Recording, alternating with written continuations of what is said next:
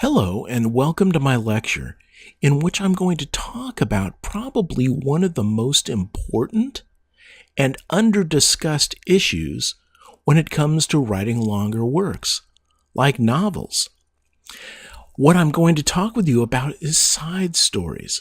Without side stories, you're never going to make it to the length you need, and you'll never have the depth to the story you need to really grab the reader.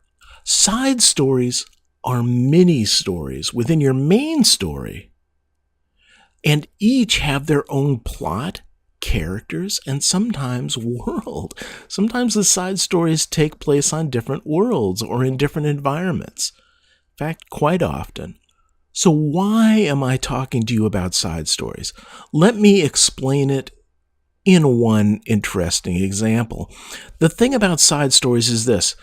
I've written many a rip-rousing story in only about 5,000 words. Now, if I fleshed out one of these stories with character backstory and world building, as we've been talking about, I might have 10,000 to 15,000 words. Now, where do you think the other 65,000 words come from in a typical book-length 80,000 word story? That's right, from side stories. Think about it. Now, I'm going to give you an analogy here. In golf, let me tell you about golf.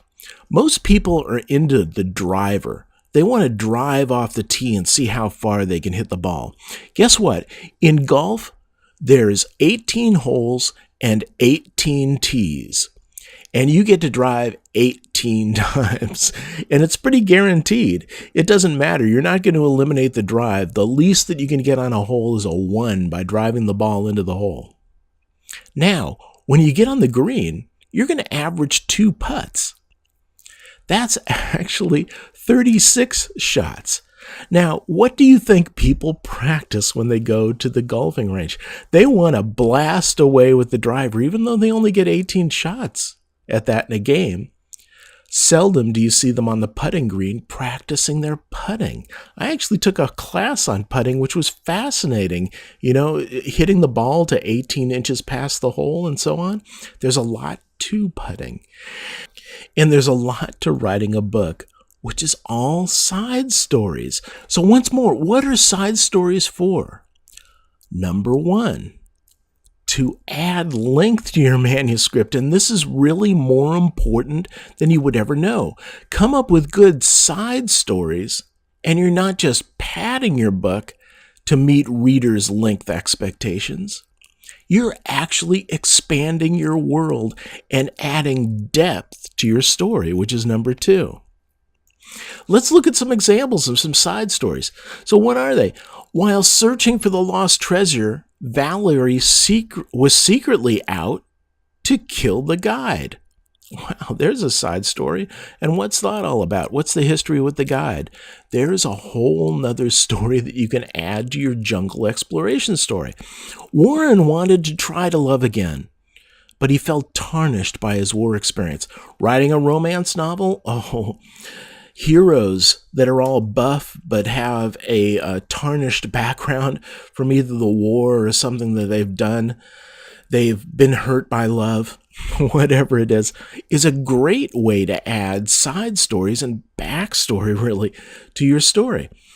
Little did Teddy know that his brother Frank was running a thriving drug dealership out of their parents' basement. Wow, there's a whole side story for you. So Teddy's drug experience. Now, what's really cool with side stories, and I'm going to tell you this before you even make it to the last side story example, is if you can get them to tie in ultimately to the main story. It turns out they were never side stories all along. They were important aspects of the main story. Anyway, that's a very advanced topic. If you can pull it off, you've got yourself a great story. And finally, what's the deal with Mr. Smith down the road? And just what is he hiding in the basement? Wow, what Mr. Smith is hiding in the basement could be interesting, or it could turn out to be nothing. And a red herring. Oh, interesting. So many possibilities, but all side stories, and they add length.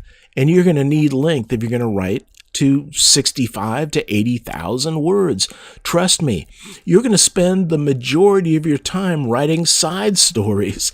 So think about them, accumulate them.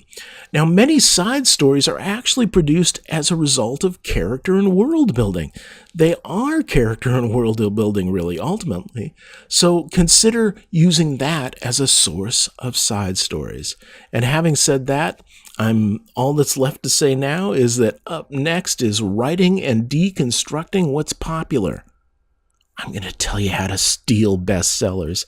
I'll see you there.